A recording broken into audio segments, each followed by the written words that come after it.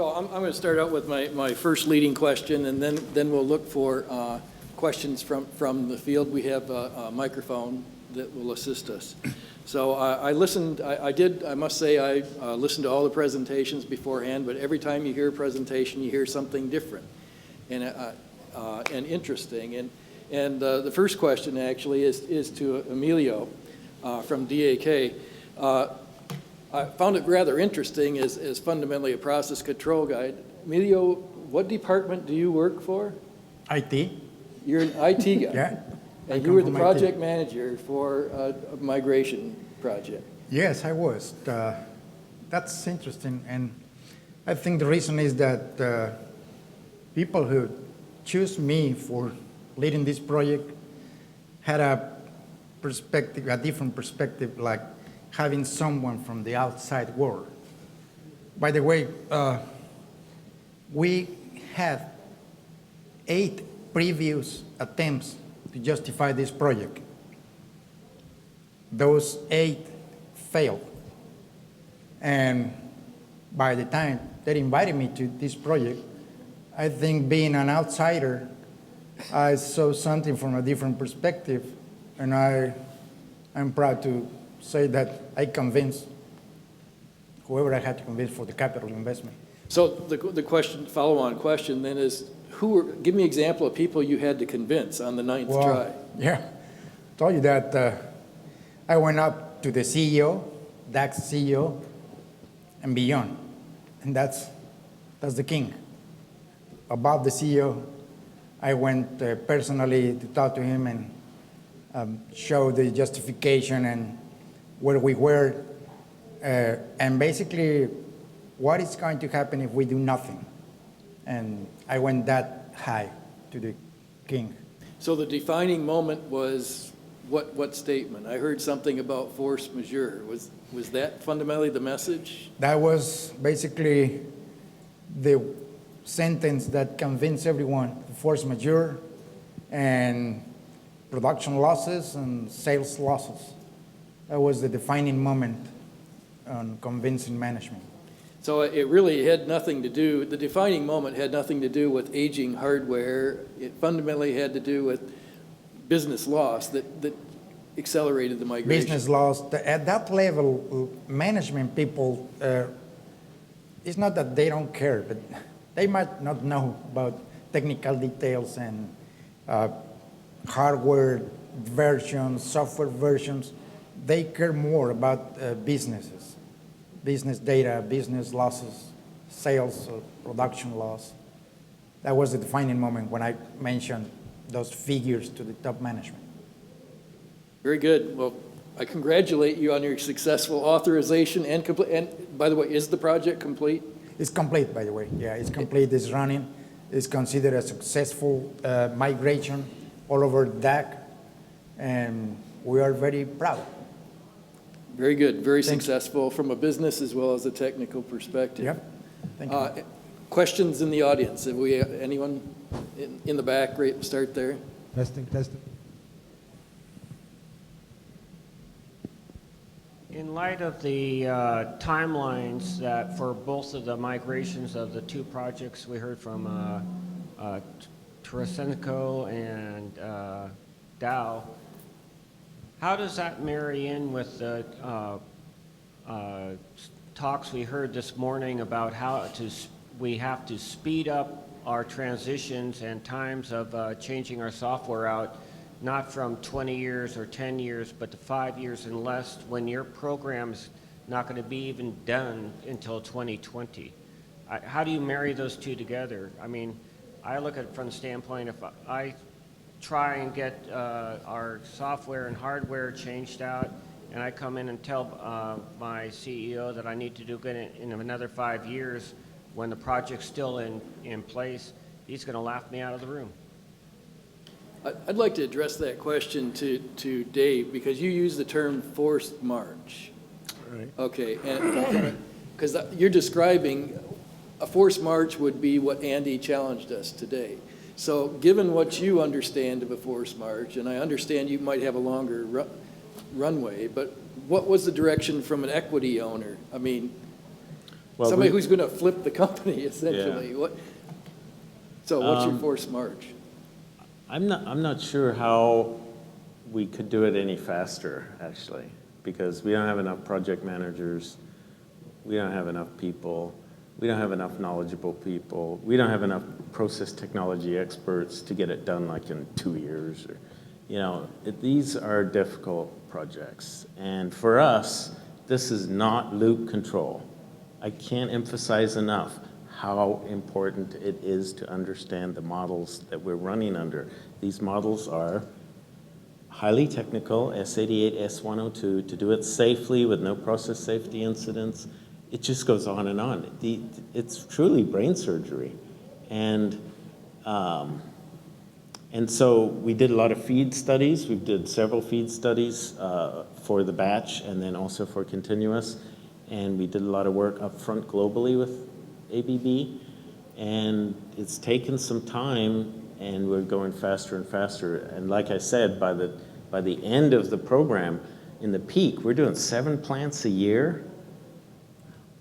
I don't know how to go any faster, so I'm just like, I don't know how to go any faster. And certainly management wants you to go slower because it's money, right? It's capital, so. Well, there's a cash flow limitation, right? But if cash flow is not a limitation, I think the answer he was giving is he is labor limited. Is that what you said? Yeah, and I think the tools that we've developed and the standards, the methods, the work process, the tools are scalable. And ABB is already partnering with us to provide additional engineering for the new plants that are spooling up.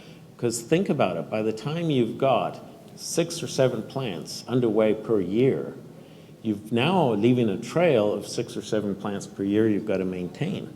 And it's totally new culture, totally new links to SAP, totally new IT stuff, everything's new. So you got to absorb all that, and it is a lot of change. I think we're doing a great job. I think we have a great partner, and we're going as fast and hard and smart as we can. But again, you've got to have good work process. So I heard work process and standardization of your solutions with good testing allows you to scale by And tools, right, tools. By outsourcing and breaking that limitation. Right. So we have a labor limitation. And I think that the answer to Andy's question would, how do we scale with scarce resources? Yeah. Question. This question is for Charla. Charla? I'm trying to look at your slides. You had the Automation Health Index. Two-part question. I would like to know a little bit more about your Automation Health Index, how you created that and what you used. And also, did you get any pushback on your Automation Value Index of how you built the different parts, those 10 things, like any pushback on saying, okay, this is our value for industry standards? Yeah, so first one on the health index. Your question was, what more detail about that one? Yes. So we actually received some good information from a partner across the street, and we got a good start from Dow on some of the information that they had done with their assessment tools. So we were able to look at some of that information, partner with them, and really adopt a lot of that. It was really straightforward. It's the components of the system, and you basically look at them and from their life cycle perspective, and you have to get information from the vendor, on whether the systems are currently supported, and internally as well, whether you're capable of supporting them. And that was a pretty straightforward metric, a way to deploy that out there with the health index. The value index is another story, like you said. It's and we're still rolling that out. But it took us probably a year to get the criteria for each of those 10 categories and the scoring on that. So we're still rolling that out, but the scores are really actually probably 60 to 70 is going to be a pretty high score in that regard. So it's not that you're shooting for 100, but it's trying to measure where you are and having a comparable number that you can compare process to process and understand where there is potential to improve that score. Does that answer your question? Maybe just a little follow-up on that. Charlotte did mention that with the assistance of Siemens, they worked with the University of Maryland, CALCE, C-A-L-C-E. Just a credit here. CALCE is has an organization that's focused on electronic systems reliability. And fundamentally, one of the professors there, Peter Sanborn, has a publication on electronic systems lifecycle management. And what Dow Corning did was marry the University of Maryland reliability analysis with, as I mentioned before, Peter Martin's lifecycle six-box model, and marry those two together to fundamentally analyze the physics of failure of control systems and put that into the model to determine when these failure events would occur. Okay, and that now determines when you should, what is the risk level at which you're going to have a business interruption caused by a control system. What Dow Corning did, and it is part of the value assessment, is there are more than just electronic system events. There are process events, there are human events, there are environmental events. And what they did with that CALCE model is they went back to their history logs, their OSI Pi history logs, and the OEE data, which is part of their ERP system, SAP, and they amalgamated that annual data and built a stochastic failure model around all events, not just electronic system events. Based on the probability of failure of those events and the ability to mitigate, you saw a graph of red and blue charts. The ones that they could correct, they then put back into the model to fundamentally say, if we improve the level of automation, we can mitigate these events. Now, when you go to the business, you're showing them their data. This OEE data is their data. The automation guys didn't make this up. It is their data, their failure data. So fundamentally, you now come into a contractual situation. They say, this is our data, these are our gaps. You say you can correct these problems by higher levels of automation. We will give you money to fix those problems under the agreement that you solve them and create a sustainable solution. And that becomes the value proposition for migrating a particular system. So very rigorous, very engineering-based, and very financially based. And so the key components, as you mentioned, is the health index of the system that you have, both the hardware and software, and the value proposition of the OEE gaps that exist today in the plant today, and finding that sweet spot. So that's more details of that. Another question from the field? No questions? You can, go ahead. One of the things that's hard to take into account is new technology, for example, wireless.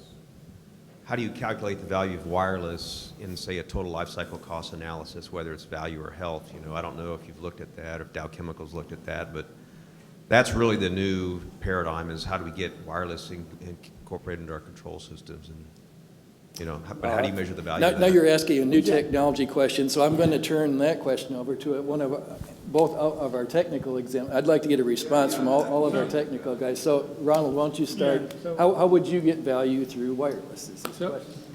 Is this working? Give him the middle one. Thank you.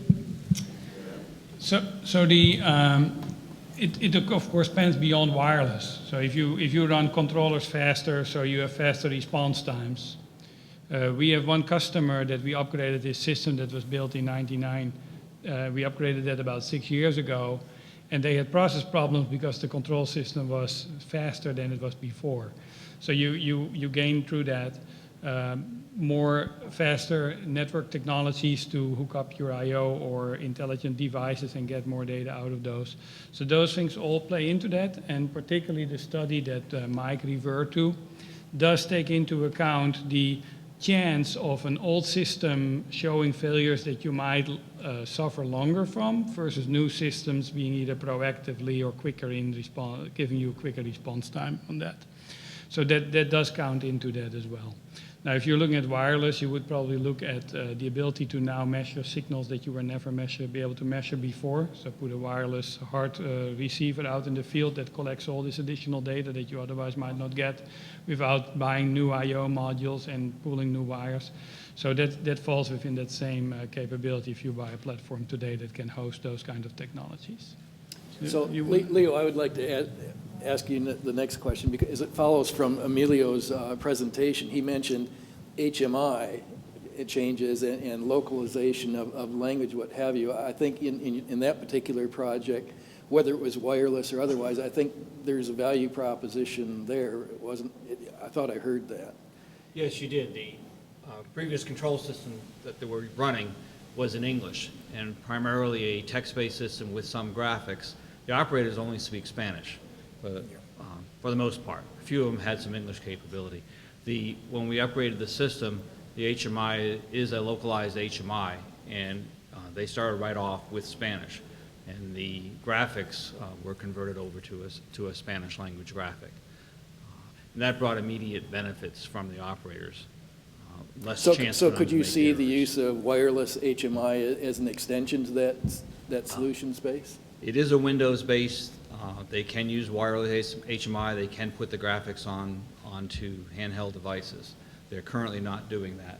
There are a lot of things we've heard from over here where they made a lot of advances. You did a lot of new things as part of the upgrade.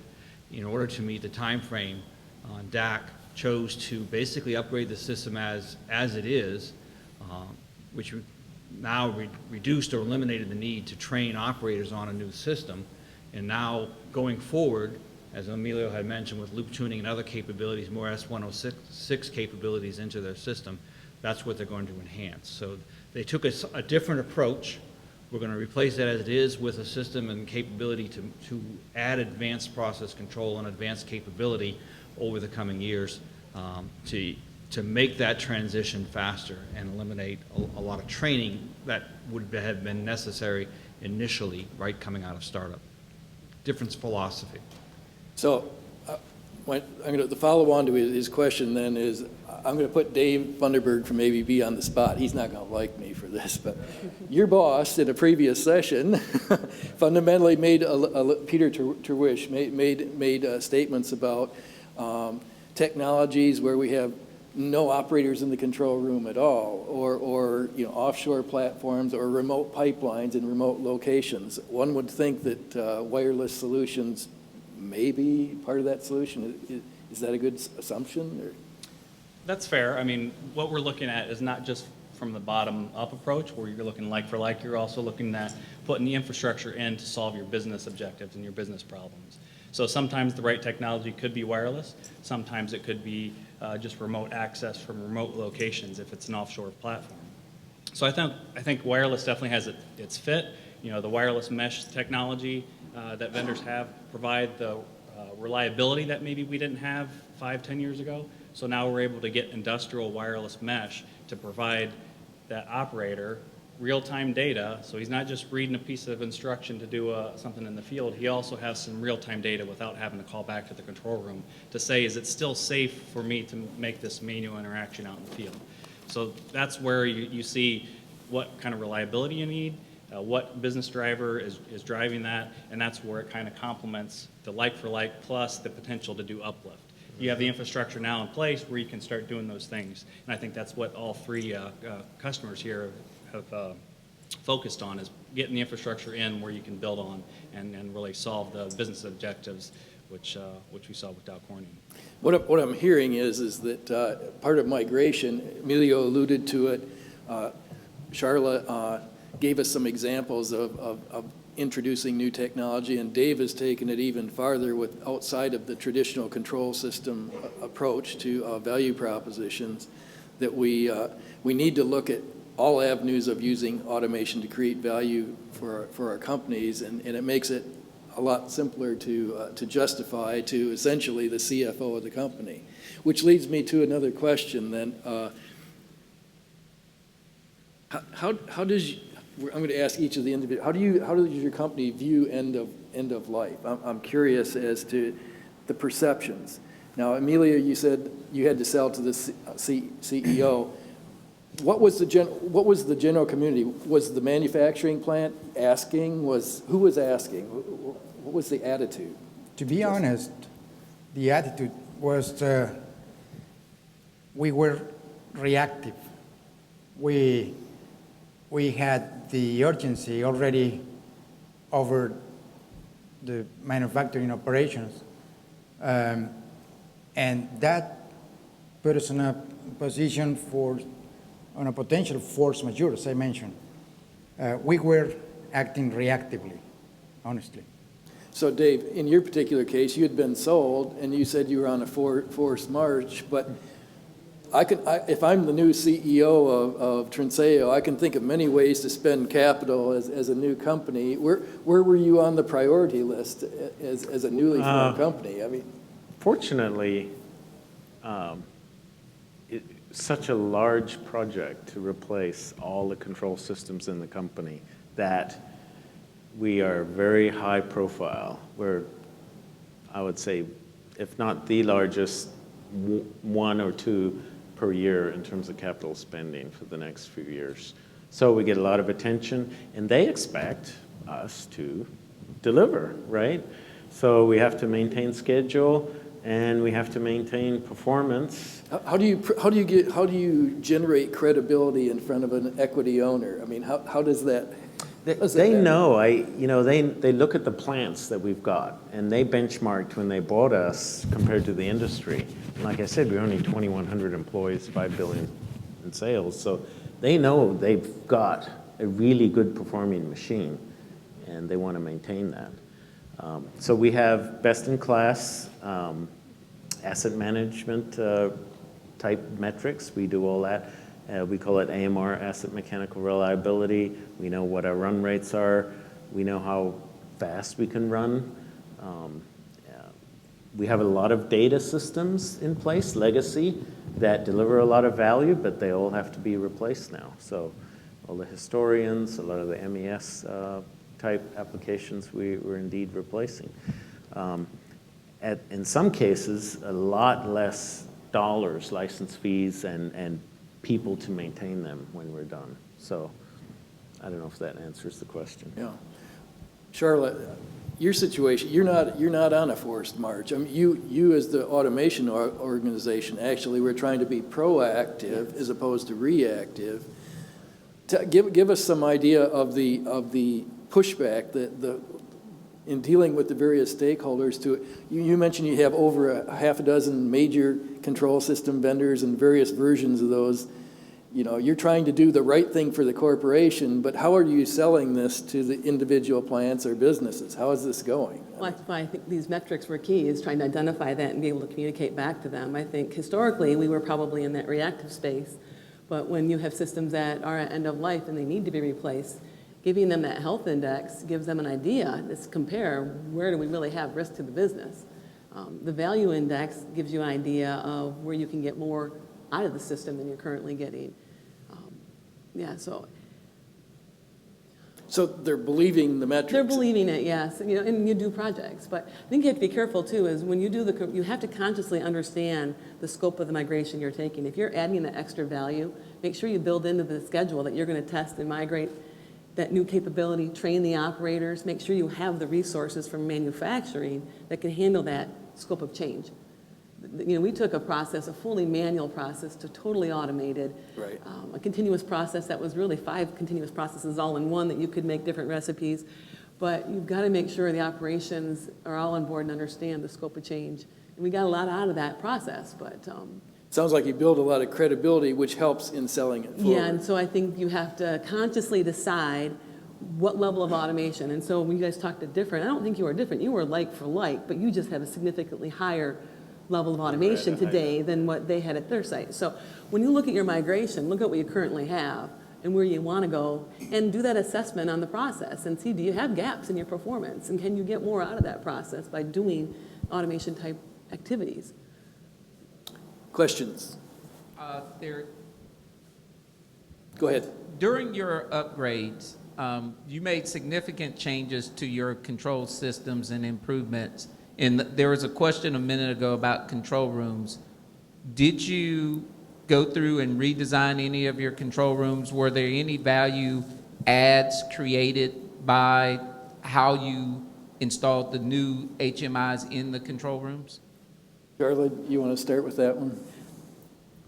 I Did you change anything in your control You know, rooms? as part- Actually, no, we really didn't. The graphics changed, so you're going to more of an ASM type look and feel, so you're training operators on that. So the control rooms didn't. The functionality they get when they can pull up their trends and they can analyze data a lot, they've got new capabilities they didn't have before. But as far as the structure and layout of the control rooms, we didn't. So Emilio, did you change the control room? When Yeah. You, Basically, the operator's interface was changed from English to Spanish. That helped a lot to our operators. And also, the operators' consoles were 2 displays in the past. Now we have 4 wide screens, which allow the operators to see more on the process. And something I forgot to mention before, we performed the migration in 7 days. And our vendor was the only one who offered that for us. So the downtime was 7 working days for the entire migration. That plus the new capabilities in the control room were defining for the solution. we've got time for one more question here, I think. Senator there. Yeah, do any of the vendors have statistics on what percentage of your installed base or control systems in general, what percentage of your installed base are at the end of life and need to be replaced, say, within the next 5 years?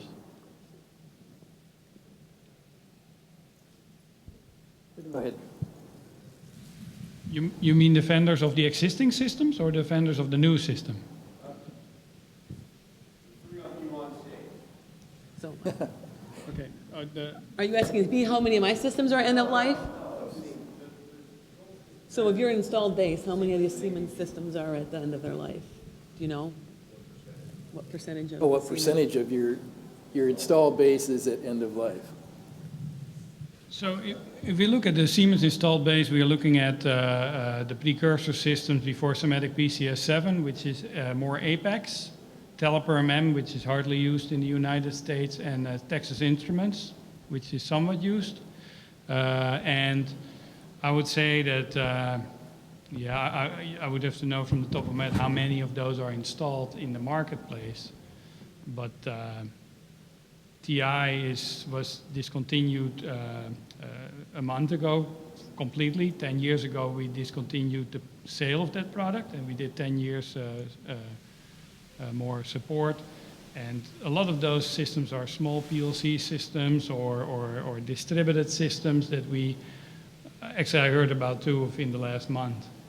But so there's probably hundreds of those out in the marketplace of our platform.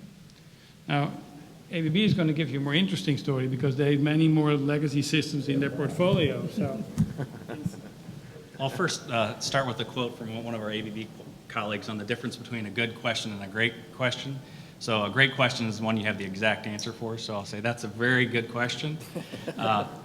But yeah, so it's very difficult to get into details, but as an automation vendor that has many different control systems in our portfolio, you know, we've done a good job of always focusing on that. So evolution is in our DNA. We've come from history of different control systems, so I would say we don't have any end of life because we always have a next step for our control system applications. And that was one of the things that helped when we're talking to partners like Trinzio in the development. That was kind of how we were used to working in the automation and environment. You know, I've worked on many control systems myself, Bailey controls, and so on. So it kind of is part of our culture as ABB is to not get in a situation where we have, you know, significant end of life in our control platforms. So Leo, the last word. we're getting into the end of our session here. We don't have any that are at end of life, regardless of what Emilio said earlier. We provided a continuous upgrade path for our customers since the D3 was introduced in 1982. We have customers who have upgraded the controllers, You know, 1 year, a couple years later, they upgrade their I/O, they upgrade their HMIs. We have online upgrade capabilities, so in the last 10 years or so since that was introduced, we have customers staying a lot more current with both software and hardware than they were able to before. We do have some customers who have some old systems, but they are available to upgrade, and we can upgrade their applications. Emilio's applications are upgraded in about 2 days. Convert all his applications from code that was written 20 years ago to the current state of the code. So we've prided ourselves on our ability to keep our customers updated. But not all customers choose to upgrade at that time, so the decision really is up to them. Okay, we're at our time limit. I see Dick Hill has waved his hand to me. So thank you very much let's give a hand to our presenters and vendors.